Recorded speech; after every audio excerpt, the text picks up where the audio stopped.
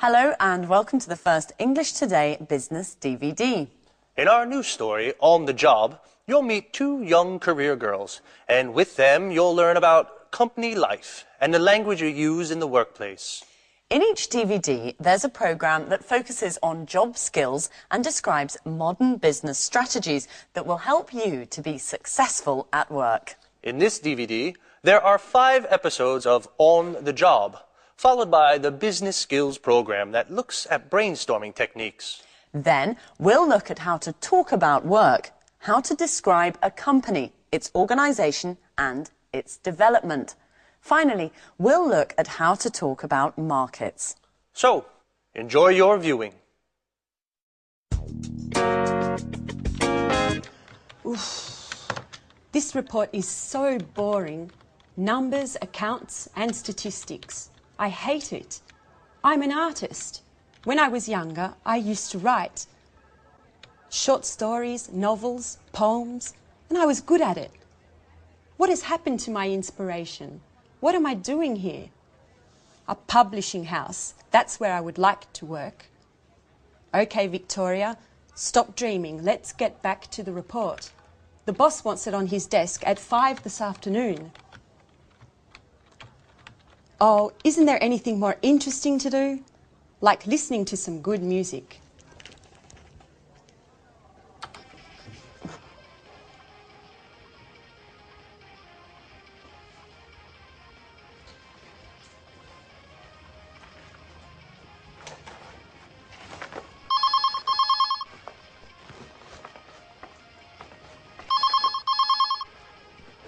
Telephone. Oh, the phone.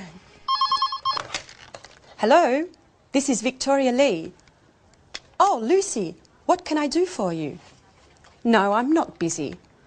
Well, actually, I am very busy. I have to write a boring report for the boss. Anyway, what is it? Is there a problem? What? Mr. Lewis wants to speak with me. Really? Yes, of course. Put him through. Good morning, Mr. Lewis. It's a pleasure to hear from you. How are you? I'm fine, sir. What can I do for you? Yes, I know the product. It's very interesting, innovative, and the marketing department thinks it has a lot of potential for the international market. What? Me? Really? Thank you, sir. Yes, immediately. Yes, Victoria. Today is your lucky day. Bye-bye, boring report.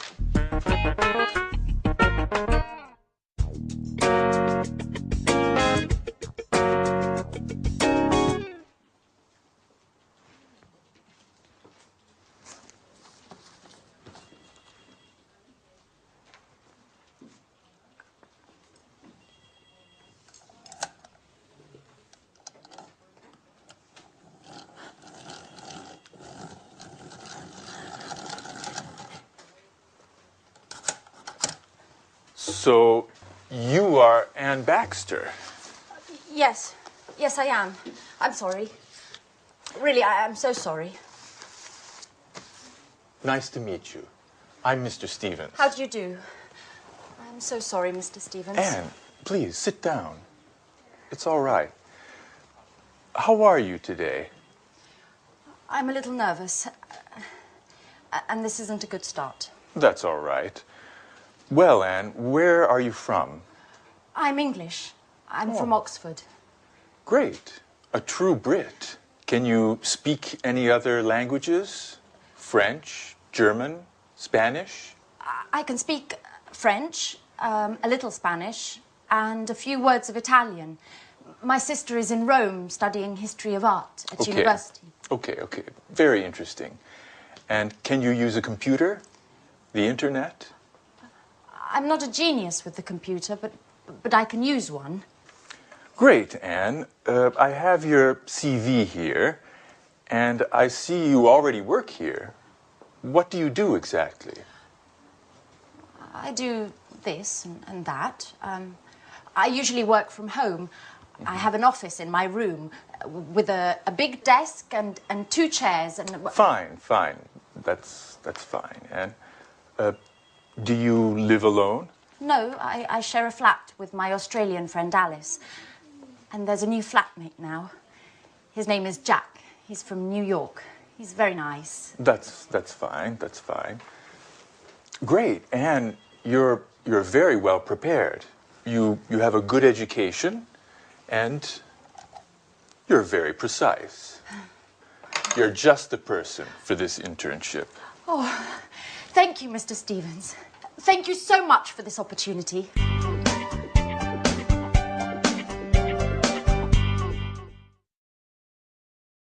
Good. Now, let's see if you know the names of jobs and professions. I will mime a job and a profession. You try and guess what it is. All right? Number one. What's this? What's my job? Ladies and gentlemen, what would you like to eat this evening? What am I?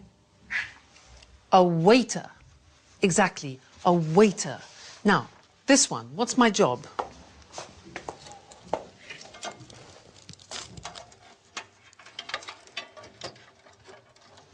Difficult job. I'm a computer technician. A computer technician. Okay, next one. This one.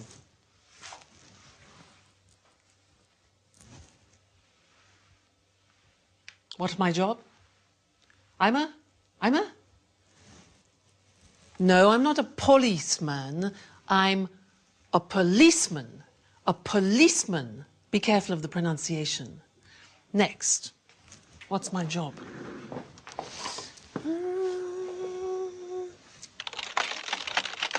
Hello? Hello? Yes, yes, yes. Thank you. What's my job? I'm a difficult one. Secretary. Listen to the pronunciation. I'm a secretary. Next one. Let's see. Here. This one here.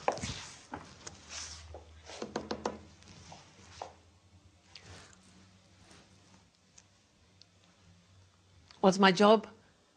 I'm a conductor. I'm a conductor. All right, and this one here.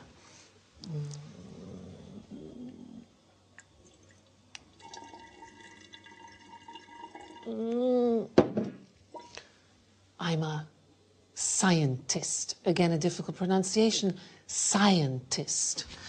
This one here.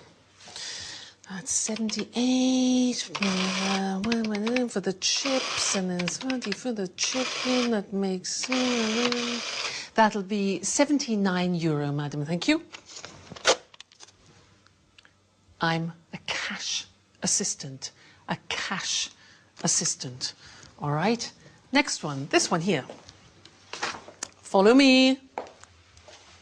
You see this beautiful monument that we have in the city of Florence is the Duomo.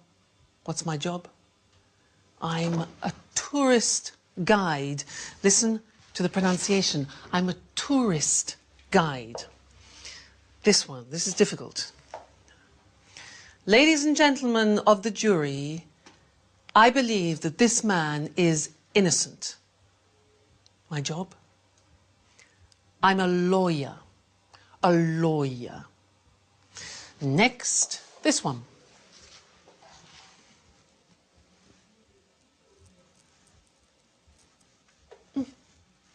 I'm a painter. A painter. Good. And the last one. What do you think this is?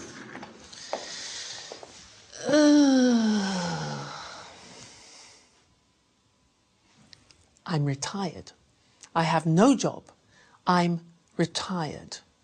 So, what's your job? What's your father's job? What's your mother's job?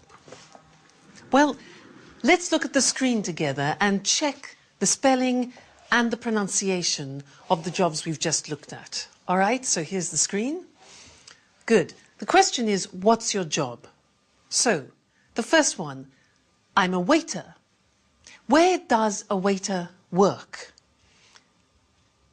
Exactly, in a restaurant. Next one, I'm a computer technician. Where does he work?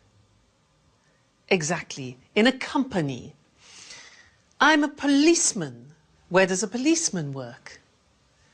In the police headquarters. Headquarters. All right? Next.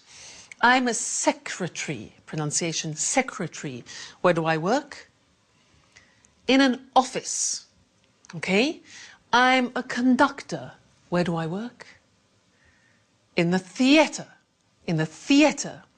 I'm a scientist.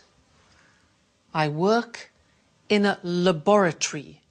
A laboratory. Difficult pronunciation. Next. I'm a cash assistant. I work in a supermarket or in a shop. I'm a tourist guide. I work in a tourist centre. I'm a lawyer. I work in a law court. A law court. I'm a painter. I work in a studio. I'm retired. I don't work. I stay at home. Okay? Now, those are the some different jobs and professions. Now, let's look at some of the questions that you can ask people about their jobs. Let's look at the screen again. You could ask, for example, do you enjoy, do you like your job? Or you could ask, do you have responsibility in your job? Or what about this?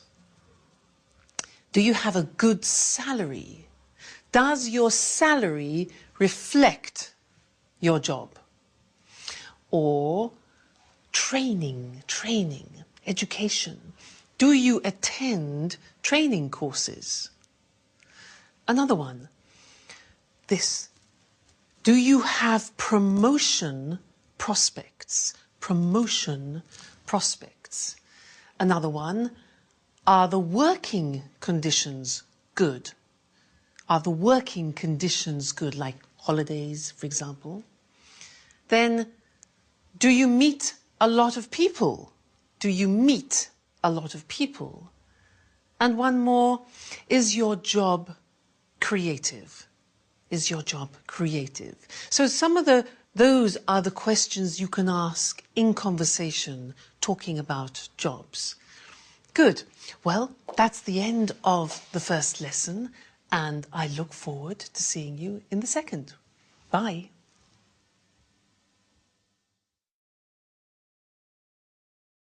Hello, and welcome to Business Talk, the program dedicated to talking about business skills and techniques. Today's program is all about brainstorming, a very popular conference technique designed to obtain the maximum number of ideas relating to a specific subject. In a bit, Lucy and I will give a short demonstration so you can see what it is all about. But first of all, what does brainstorming mean? And why is it used? Well, people put their ideas together with the aim of finding a solution to a specific problem. Exactly. It's a group activity. All the members suggest ideas and their contributions then stimulate new ideas. And the first rule is any idea is acceptable. Sometimes it's the most outrageous idea that can help generate a solution to the problem. The ideal number of people for a brainstorming meeting is from 3 to 8. Too many people could get a bit out of hand. Well, even 8 people calling out ideas and making comments could get chaotic. So it's useful to have a facilitator, a person who doesn't contribute but keeps this session on course and records the ideas on a flip chart. And although this is a common technique used in the corporate world, you might be surprised to know that during a brainstorming meeting, all hierarchy and roles disappear. The philosophy behind this strategy is to create a real sense of democracy within the group, so that everyone feels their opinions are valued. Now, there are certain principles to follow so that brainstorming works well. But before we look at these, let's do a little brainstorming so you actually see how it works. Okay, now there are only 2 of us, and there should really be 3 or more people in a brainstorming meeting, but this is just to give you an idea. So listen carefully to the language we use. Let's imagine the situation. Our company needs to increase its production space. A brainstorming meeting has been organized to gather some ideas. Let's start. How about opening a second factory somewhere? What if we close this factory and open a larger factory out of town? Let's explore the possibility of opening a larger factory for production and keep this space to make the shop bigger. Perhaps we could rent the building next to the factory. Why don't we look into renting part of the building next door? What about sharing a production space with another company? Couldn't we examine the possibility of building a third floor? Let's try to reorganize the space we have. What if we organise 4 shifts a day instead of 3? We could relocate our administrative staff and keep production here. How about keeping the production here and renting some office space for the administrative staff? Would we be able to reorganize the shop floor space? Why don't we try moving all the production to China? We could move part of the production to China. What about closing part of the production line? Couldn't we rethink the production line? How about keeping the production of smaller items here and moving the production of larger items to China? Okay, we're going to stop here because we're running out of time, but this process could go on for much longer until enough ideas have been collected. At this point, a short list is made of the best ideas so that they can be carefully evaluated by considering how each one would work in practice. So the aim is to conclude the brainstorming session with 1 or 2 good ideas that can be put into action and hopefully solve the problem. Did you notice how we didn't stop to judge or analyze the ideas as they came up? Well, that's because if each idea were to be discussed during the actual brainstorming, the ball would never get rolling and too much time would be wasted. Another thing you may have noticed is that Lucy came up with an idea that had nothing to do with increasing the production space. She suggested working 4 shifts instead of 3, which wouldn't solve the problem of space at all. Yes, remember, all ideas are accepted during the brainstorming process because although an idea may seem silly, it might instigate other ideas that could instead give rise to a solution. Yes, actually, you suggested something interesting after the apparently irrelevant idea I had. Well, I'm afraid our time is up for today. See you soon. Bye-bye.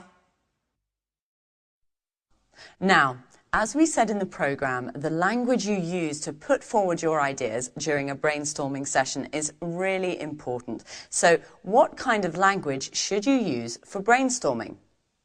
Clear, well-structured sentences, for example, are essential for this technique to be effective. And don't use any imperatives or rhetorical language. Remember, the aim is to create democracy within the group, and everyone should feel that their ideas are valued. Do you remember how we make suggestions?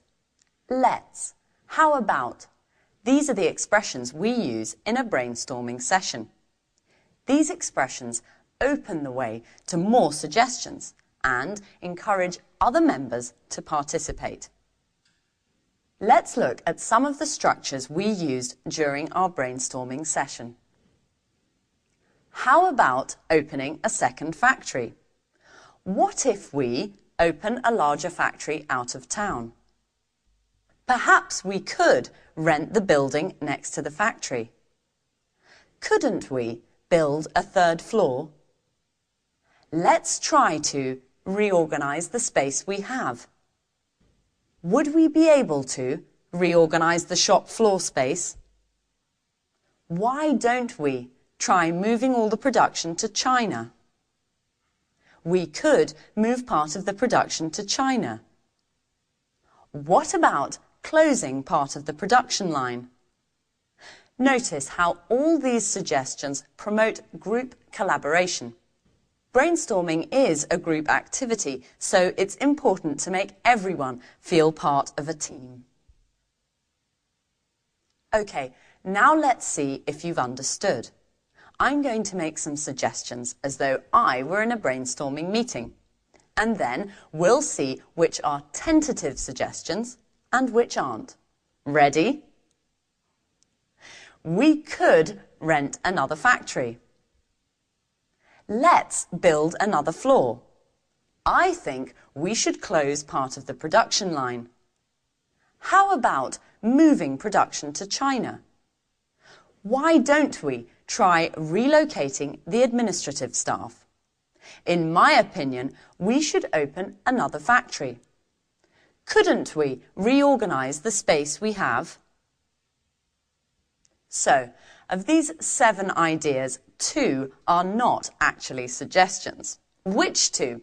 Yes, the 2 that started with I think and in my opinion. It's essential that in brainstorming you don't try to assert your own opinion. What's important is to work as a team. Try to limit the use of I and use we instead.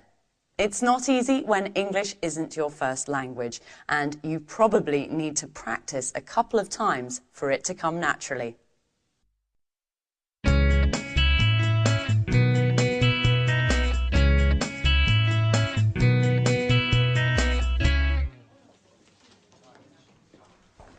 Right this way. And this is Gary. And this is Rachel. Hello. Hi. Pleased to meet you. Rachel is a very important team member at our publishing house. She knows everything about the company. Thanks. She was our first employee in 1985. 1985. And she can answer any questions you may have. Okay, Anne, you're in good hands. Have a productive day. Oh, all right, Anne. Are you ready? Well, Mr. Stevens founded this publishing house in 1985. Oh, just a moment.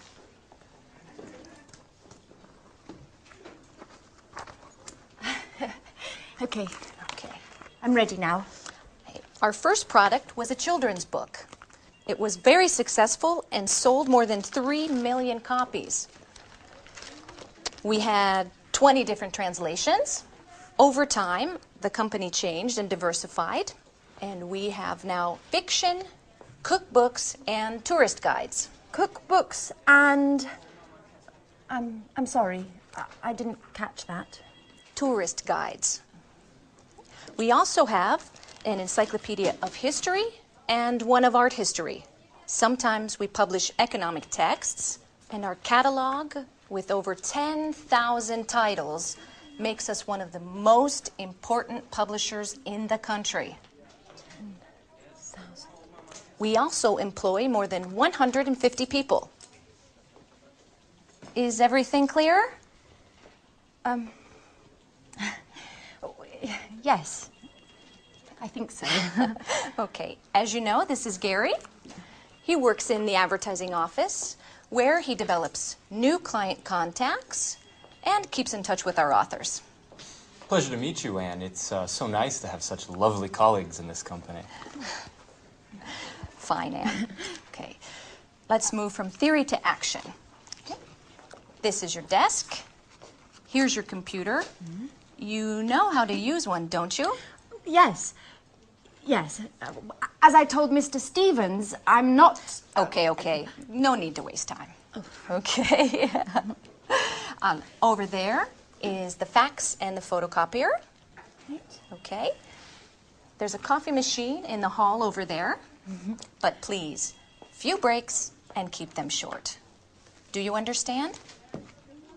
Yes. Excellent, Anne. Get to it.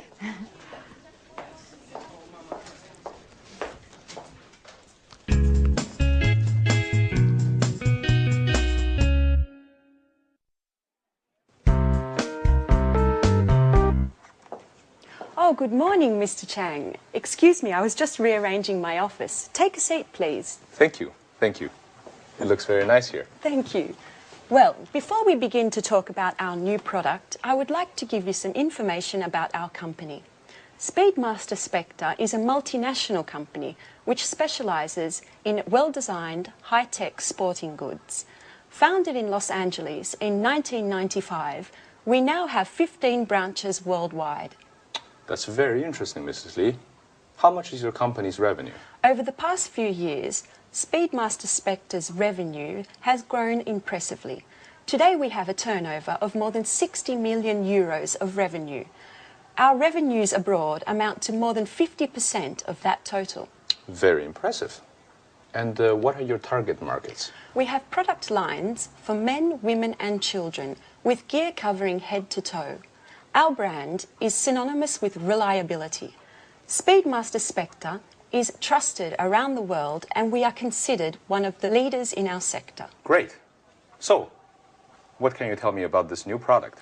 This is a revolutionary new tennis shoe. It's extremely durable thanks to our high-quality materials. We're interested in the Southeast Asian market. We believe that these shoes are the right product for that market. And where are they manufactured? Right, that's our strength. We have factories that meet all work standards and regulations in the countries we would like to target. And what is your role, Mrs. Lee? In the past, I was responsible for the Southern European market. Just last week, I took on a new role to test and distribute our products into the Chinese market. It's a very challenging position. That could deliver positive results. Together we can do great things, Mrs. Lee. Well, goodbye, Mrs. Lee. This meeting has been very profitable for both of us. Let's talk soon. Thank you, Mr. Chang. And yes, let's meet again soon. Great. Bye-bye.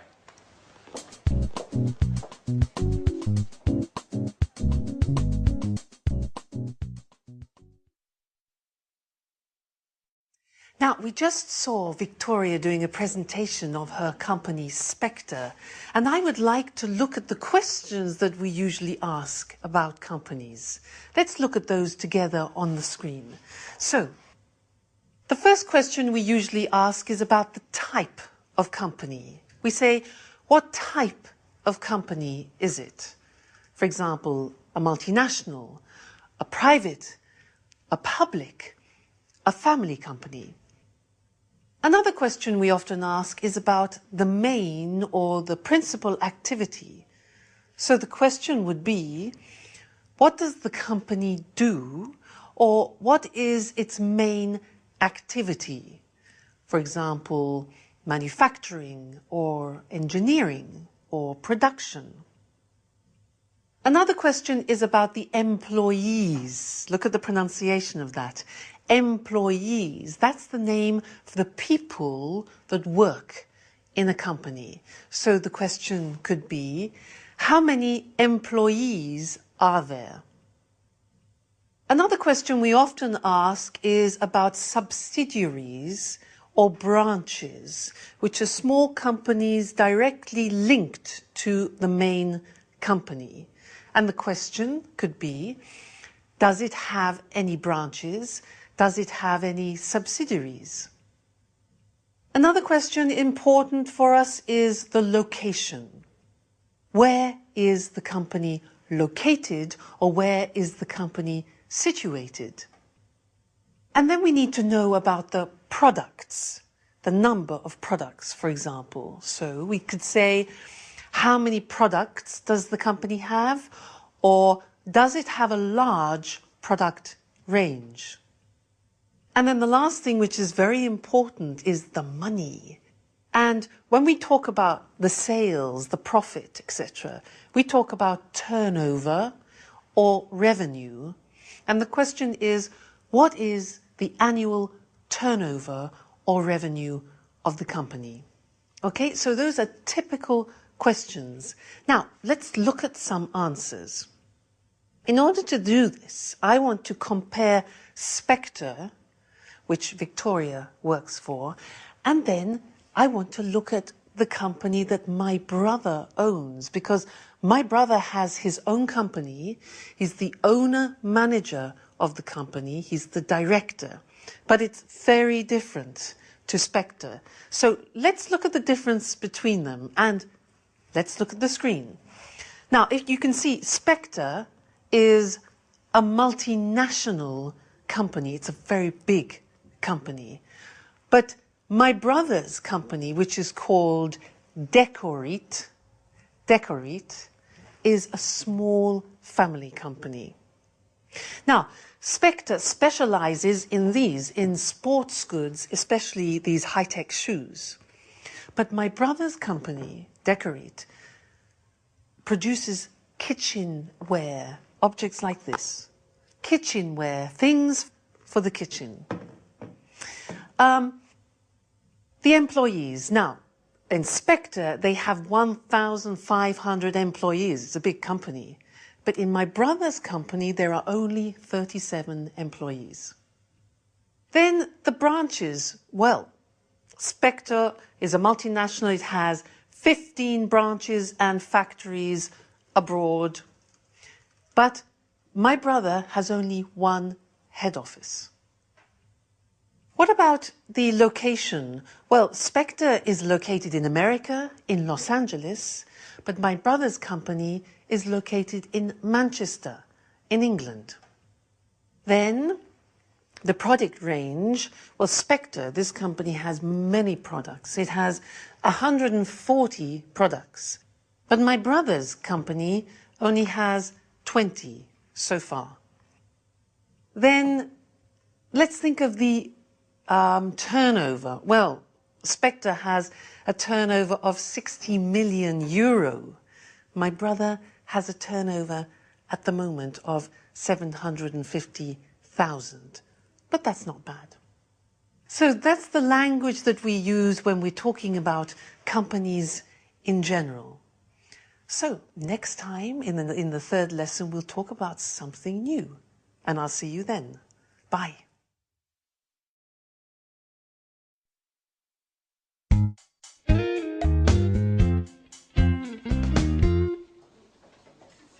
Good morning.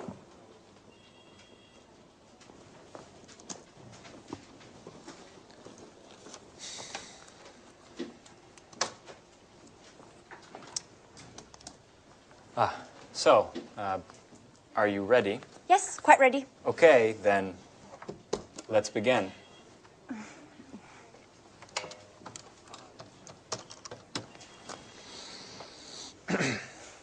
Hello, my name is Gary Reynolds from Pilgrim Publishing.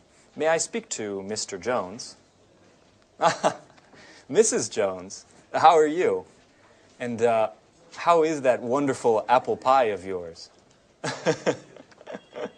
I'm fine, thanks. Certainly, I'll hold. With a wink and a nudge, you can get whatever you want, even imaginary apple pie. This author is too important for us. Right. Hello, Mr. Jones. How are you? I'm fine, thank you. I wanted to know if you are interested in contributing to a new cooking guide that we have to bring out soon. Yes, it's a 6-volume collection of recipes to fit the needs of all tastes, with a detailed photo guide for preparation and cooking techniques. And we have to have the materials by the end of next month. Right. Exactly. Sure. Of course. Yes. Excuse me. Could you hold on for a moment? Anne, that's enough. Stop now. I can't concentrate. Oh, sorry, Gary. Sorry. Yes. As I said earlier, if you accept, I can send you a copy of the contract that you should sign and return. No, I'm sorry. We can't wait until next Tuesday. Well, I'll have to check with my boss. I need to ask Mr. Stevens if we can organize a meeting for next week. In the meantime, do you need any prep materials? No problem at all. I can send you an email immediately. Okay, goodbye. It was a pleasure speaking to you.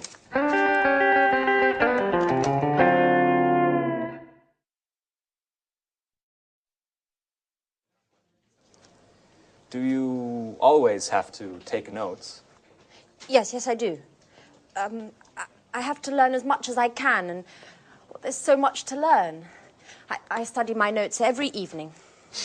What a model colleague. You're so serious, so diligent, and an absolute nut about cleaning. Truly an asset to this company. You're making fun of me. No, of course not.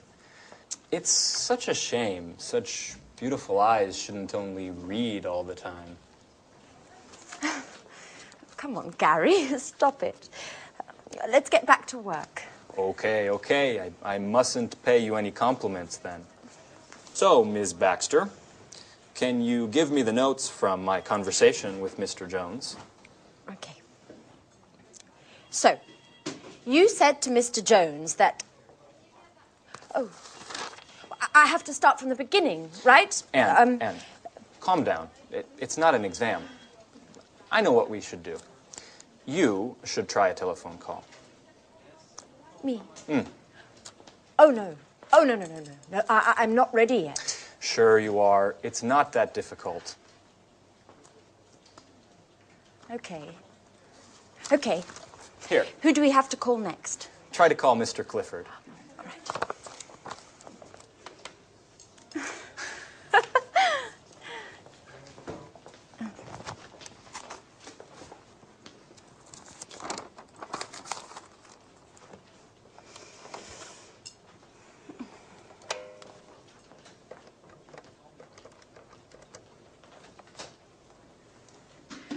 Hello, this is Anne Baxter from Pilgrim Publishing. Please may I speak to Mr. Clifford?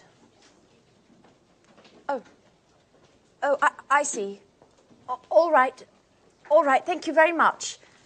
Right, goodbye. Well, what happened? Well, Come on, tell me. I dialed the wrong number.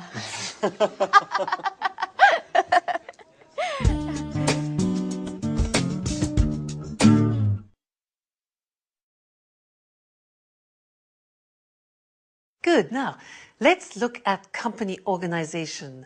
As I said before, companies are usually divided into departments. So let's look at some different departments in a large organization.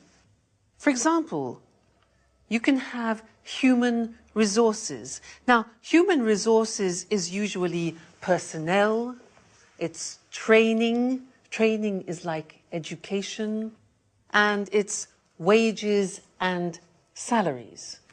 Human resources. Another department is finance. Now, in finance, you usually have the areas of purchasing, which is buying things, also customer accounts and other financial services. The next department is production. Now, in this particular department, you have producing the goods, you check the quality, you do the packaging, and you distribute the goods to customers. That's production. And the last one we're going to look at is marketing. And in marketing, you advertise the product and you organize sales. So, here they are: human resources, finance, production, and marketing. Now it's your turn. I am going to describe some activities in these departments, and you must decide which of the department the activity is in, okay? I'll give you an example. For example, which department recruits staff? Recruits, that's a difficult verb, takes on staff. Which one? Human resources, finance, production, marketing. Exactly, human resources. Now, you go. Which department creates an image? Creates an image. Marketing. Good. Next one. Which department manufactures and produces the goods? Oh, it's easy. Production. All right. Next one. Which department, very important, pays salaries? Salaries. Human resources, exactly. Next one. Which of these departments packs the goods in boxes and in crates? Which packs the goods? Packaging. No. Marketing, no. Production, exactly. It's production. All right. Next one. Which of these prepares invoices? Now, do you know invoices? Invoices are like the bills that you send to customers or suppliers. Which one? That's a job for finance, exactly. Next one. Which department checks the quality of the goods? The quality? Marketing? No. Production, that's it. Good. Next one. Who trains the staff? Who teaches the staff? Who organizes courses? Yeah, human resources, all right?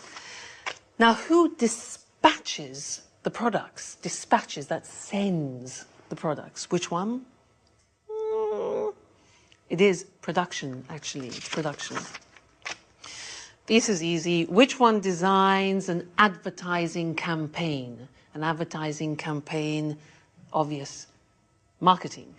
Okay.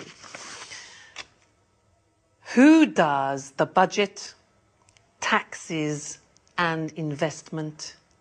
Clear, yeah? That's finance. Finance department, taxes. Now, who purchases? That's a difficult verb. Who purchases? That means buys. Who purchases supplies? Who purchases things for the company? Which one do you think? Marketing, production, human resources? Well, actually, it's finance. Finance. They purchase. And the last one, who plans the method of sales, the method of selling it to the public? Human resources, finance, production, marketing? Marketing. Fantastic. So good. So there you have an idea of 4 of the most important departments that you find in large organizations. Well, that's all for now, and I look forward to seeing you in the next DVD for some more business English. So goodbye for now.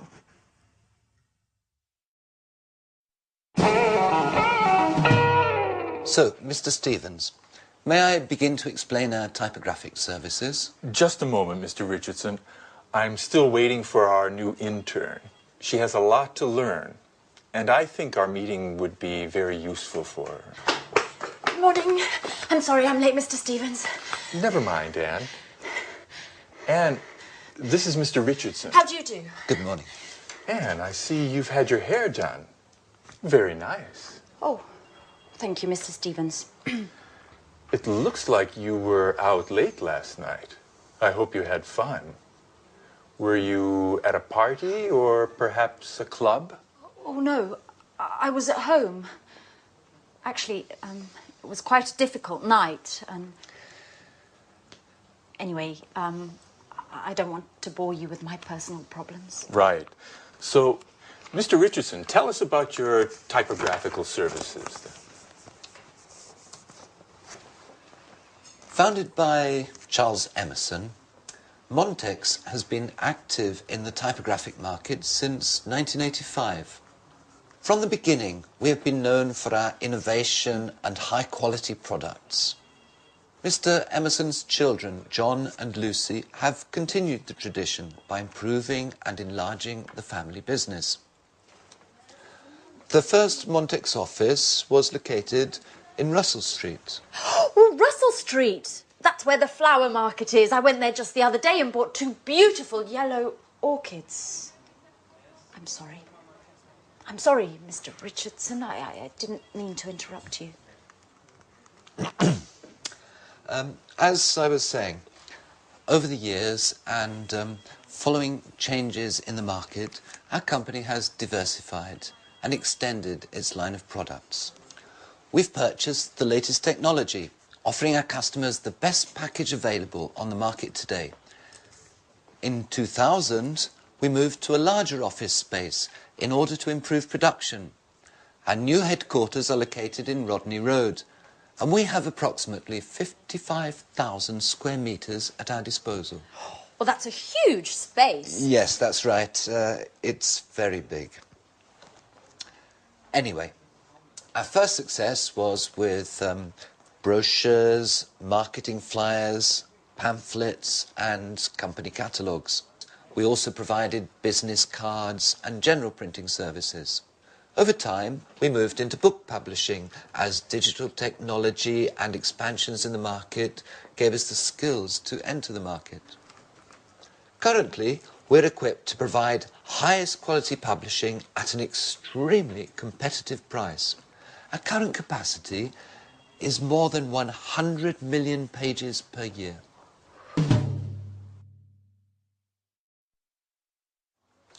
So, Anne, have you understood everything?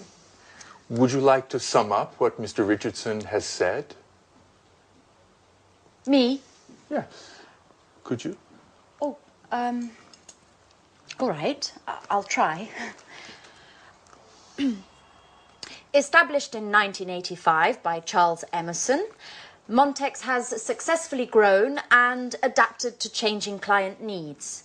In 2000, the company transferred to Rodney Road, where, thanks to cutting-edge equipment capable of high volume, it has optimized its production and extended its offerings, specializing in the publishing sector.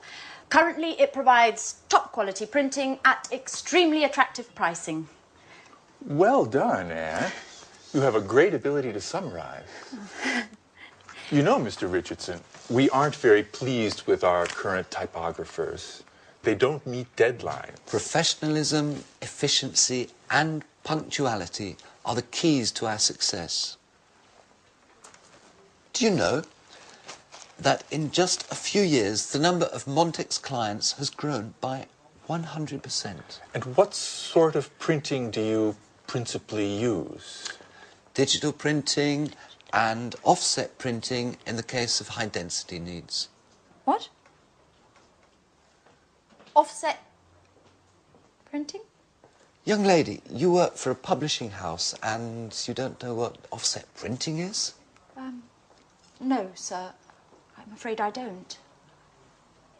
Is it important? Anne, offset printing is the classic way in which a graphic project done on a computer is converted to the final printed page.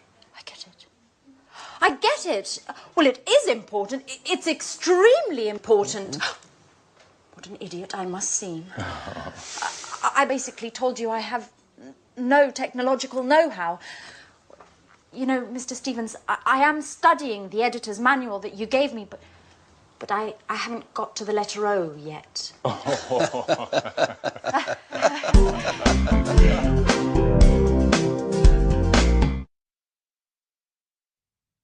So in that scene, you saw Mr. Richardson talking about the history of his company. Now, to help you understand the language, I would like to talk to you about my brother, because he has a company of his own, which he opened in 1993. And it's really interesting, because one day when he was in a cafe with a friend of his, he had an idea. They were sitting at a table, and between them they had an object, something like this. It was transparent with petals inside it. And he thought, well, wouldn't it be fantastic if they could fix that idea? So what he did is he designed a prototype. This is the example. And he made the first prototype of plexiglass. And you can see inside there are real natural objects in the plexiglass. Then he did some market research to see if people would like objects like this. And he found some potential customers. So then he looked for some suppliers, people who would sell him the plexiglass. Then he needed the money. So he asked some banks for financial support, and he set up, or he established, a company. He formed a partnership with his friend, and then he invented a name. Now, the name of the company is Decorit. So it's decor, which is like decoration, eat, which is eat, Decorit. Then he rented an office, he hired a secretary for administration, and he launched the first product. Now, that was in 1993, and the company has now developed a lot. And let's look on the screen, because it's interesting. When you talk about company history, you use the simple past tense. But when you talk about how a company develops, we move into the present perfect. Now, let's look at the screen and see how my brother's company has developed. Well, the company has grown. It has expanded. And the sales has increased a lot. Sales have increased a lot. Now, they needed more people, so they have taken on new staff. Probably about 7 or 8 new people. Then equipment. They have purchased new equipment because there's more production. Then the product range has developed. It has diversified, so you have more types of product than before. This was the prototype, and these are other examples. This plate here is another example of the products they have developed. So, product range has developed. Then the client base, well, they have increased now, and they have more distributors. That's good. The market now has extended from England to the whole of Europe. And as you see, investment, they have invested more in advertising and promoting the products. Then they've moved to bigger offices, the premises are much larger, and they have opened a subsidiary in France. So the company is doing really well. So that's some of the language to talk about company history and how a company expands. Good. That's the lesson for now, and I look forward to seeing you in the next one. Bye.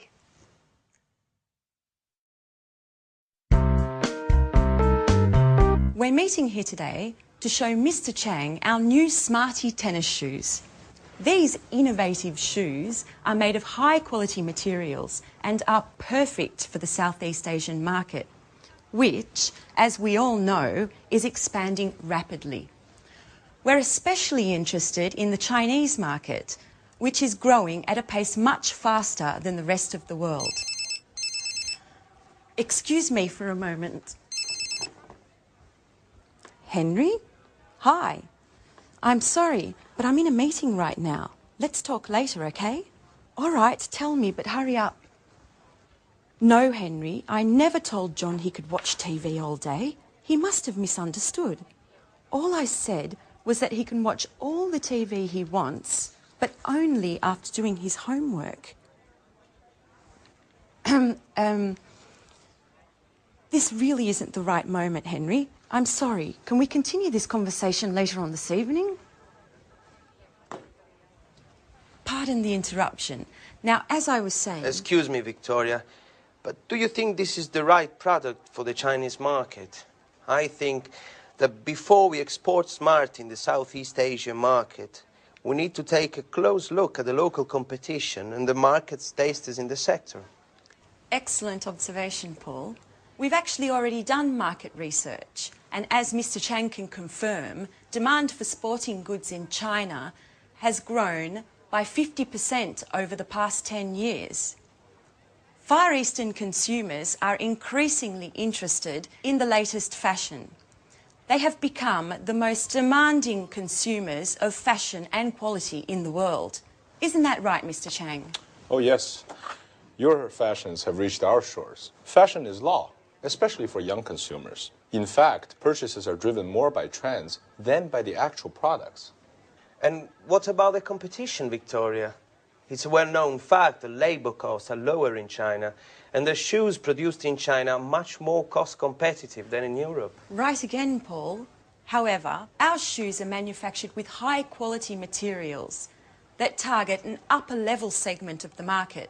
This market segment is quite happy to spend more on products that are well equipped, last longer and are of a higher quality. Do you have any data on how Smarty sales are going in Europe and in the States? Yes, our marketing department sent me the latest report just this morning, and I'm happy to say it's very encouraging. Smarty has become one of our most successful products of the last few years. Demand is growing exponentially, and the satisfaction level of these shoes is much higher than that of similar shoes produced by other companies. In fact, Smarty shoes are considered one of the most durable, the most functional, and most importantly, the most popular amongst the youth market. And what about the distribution? It's a very important aspect that we shouldn't underestimate. Yes, Mr. Chang is here to help clarify this issue for us. It is extremely important to have a detailed distribution and promotion plan. We've also got to create a reputable chain of agents to distribute our products over the widest possible area. This, in turn, will help us make importation easier and reduce taxes for entry into the Chinese market. Look, I'm very happy to provide you with any information you may need, as well as contacts inside the Ministry of Industry and the Chamber of Commerce. But, of course, success depends on your goals, your strategy, and the type of financing plan you're willing to provide. And besides that... Oh, excuse me yet again. John, what do you want? I told Dad I'm in an important meeting. No, John, I didn't say that. First do your homework and then you can watch TV, okay? And listen to me. I don't care if your friends aren't studying today just because it's a holiday tomorrow. Do you understand? Tomorrow we're going to see your grandparents, so you have to study today. That's enough of this story, John. No, that's not true. I'm a good mother and I love you, but it doesn't mean I don't have the right to tell you what to do. Listen, I don't want to talk about this anymore. Goodbye. Pardon me, just a little domestic problem. Well, yes, Mrs. Lee. We all know that kids cause more problems than work. Ah, you're right, Mr. Chang. Kids, anyone who understands them is a genius.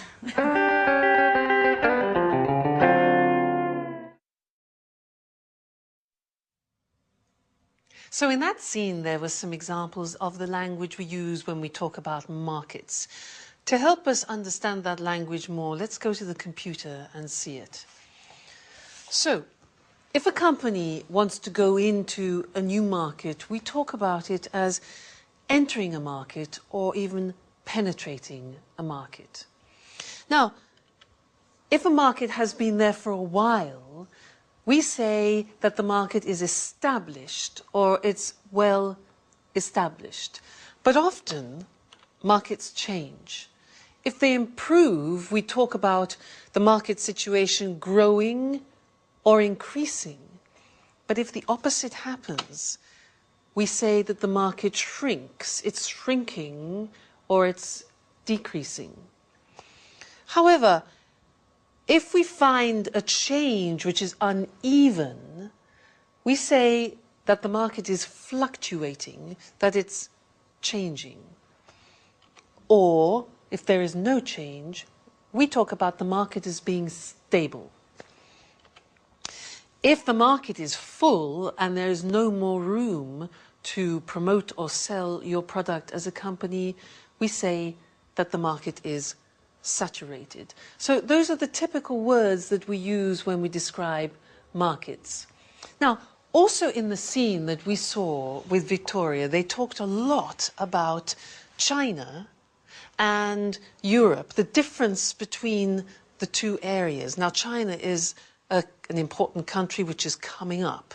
And what I'd like to do now is to revise the comparatives and superlatives, in particular the comparatives, and look at the difference between those two markets, Europe and China.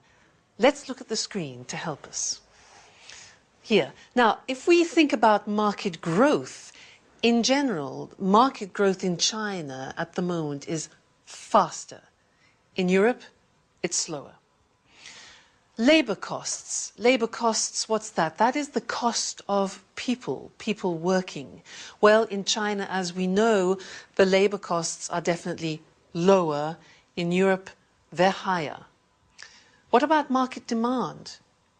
Well, at the moment, the demand for new products and services in China is much greater than in Europe. In Europe, it's less. Production costs, another thing, well, it's cheaper to produce in China also because labor costs are lower. In Europe, it's more expensive. So many companies are moving to China for that reason. How about production time?